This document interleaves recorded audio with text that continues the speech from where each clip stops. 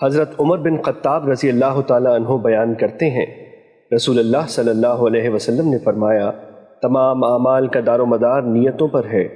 ہر شخص کو وہی کچھ ملے گا جو اس نے نیت کی۔ پس جس شخص کی ہجرت اللہ اور اس کے رسول کی خاطر ہوئی تو اس کی ہجرت اللہ اور اس کے رسول صلی اللہ علیہ وسلم کی خاطر، اور جس کی ہجرت حصول دنیا یا کسی عورت سے شادی کرنے کی خاطر ہوئی تو اس کی ہجرت اس کی خاطر ہے جس کی خاطر اس نے ہجرت کی۔ مشکات المصابیح حدیث نمبر 1۔ حضرت عمر بن خطاب رضی اللہ تعالیٰ عنہ بیان کرتے ہیں، ہم ایک روز رسول اللہ صلی اللہ علیہ وسلم کی خدمت میں حاضر تھے کہ اس اثنا میں ایک آدمی ہمارے پاس آیا جس کے کپڑے بہت ہی سفید اور بال انتہائی سیاہ تھے۔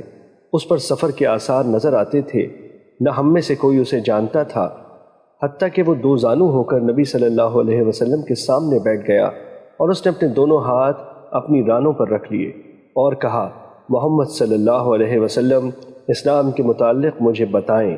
آپ صلی اللہ علیہ وسلم نے فرمایا، اسلام یہ ہے کہ تم گواہی دو کہ اللہ کے سوا کوئی معبود برحق نہیں، اور یہ کہ محمد اللہ کے رسول ہیں، نماز قائم کرو، زکوٰۃ ادا کرو، رمضان کے روزے رکھو، اور اگر استطاعت ہو تو بیت اللہ کا حج کرو۔ اس نے کہا، آپ نے سچ فرمایا۔ ہمیں اس سے تعجب ہوا کہ وہ آپ سے پوچھتا ہے اور آپ کی تصدیق بھی کرتا ہے۔ اس نے کہا، ایمان کے بارے میں مجھے بتائیں۔ آپ صلی اللہ علیہ وسلم نے فرمایا، یہ کہ تم اللہ پر، اس کے فرشتوں، اس کی کتابوں، اس کے رسولوں اور یوم آخرت پر ایمان لاؤ، اور تم تقدیر کے اچھا اور برا ہونے پر ایمان لاؤ۔ اس نے کہا، آپ نے سچ فرمایا۔ پھر اس نے کہا، احسان کے بارے میں مجھے بتائیں۔ آپ صلی اللہ علیہ وسلم نے فرمایا، یہ کہ تم اللہ کی عبادت اس طرح کرو گویا تم اسے دیکھ رہے ہو، اور اگر تم اسے نہیں دیکھ سکے تو وہ یقیناً تمہیں دیکھ رہا ہے۔ اس نے کہا، قیامت کے بارے میں مجھے بتائیں۔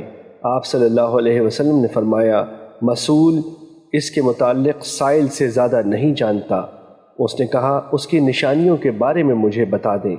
آپ صلی اللہ علیہ وسلم نے فرمایا، یہ کہ لونڈی اپنی مالکہ کو جنم دے گی، اور یہ کہ تم ننگے پاؤں، ننگے بدن، تنگ دست بکریوں کے چرواہوں کو بلند و بالا عمارتوں کی تعمیر اور ان پر فخر کرتے ہوئے دیکھو گے۔ حضرت عمر رضی اللہ تعالیٰ عنہ نے فرمایا، پھر وہ شخص چلا گیا۔ میں کچھ دیر ٹھہرا، پھر آپ صلی اللہ علیہ وسلم نے مجھ سے پوچھا، عمر، کیا تم جانتے ہو سائل کون تھا؟ میں نے عرض کیا، اللہ اور اس کے رسول بہتر جانتے ہیں۔ آپ صلی اللہ علیہ وسلم نے فرمایا، وہ جبرائیل تھے، وہ تمہیں تمہارا دین سکھانے کے لیے تمہارے پاس تشریف لائے تھے۔